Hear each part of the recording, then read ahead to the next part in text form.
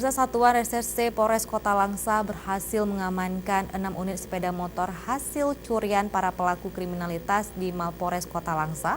Selain tersangka pelaku curanmor, polisi juga mengamankan tersangka lainnya.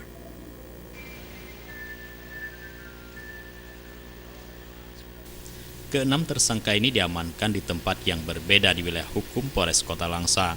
Selain menangkap pelaku, polisi juga mengamankan 6 unit kendaraan roda 2 beserta dengan alat yang digunakan tersangka untuk melakukan aksi kejahatannya tersebut. Wakapolres Kota Langsa, Kompol Siswara Hadi Chandra SIK mengatakan, keenam pelaku ini kasusnya berbeda. Polisi berhasil membekuk tersangka berkat laporan masyarakat yang kehilangan sepeda motor. Menindaklanjuti informasi tersebut, polisi langsung melakukan penyelidikan ke sejumlah TKP di wilayah Kota Langsa.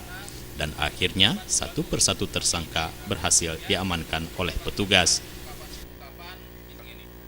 Yang pertama adalah pengungkapan kasus curanmor dan pencurian, yang mana dalam pengungkapan kasus curanmor ini berhasil kita amankan 5 kendaraan roda 2 hasil curian yang dilakukan oleh para tersangka yang ada di depan ini. Kemudian pencurian HP di toko HP Montana ini juga berhasil kita amankan pelakunya, termasuk juga dengan barang bukti HP.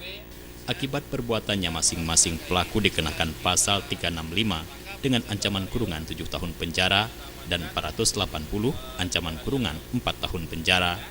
Kini tersangka bersama barang bukti terpaksa diamankan di Mapolres Kota Langsa untuk dilakukan proses penyelidikan lebih lanjut. Tim Liputan Aceh TV melaporkan.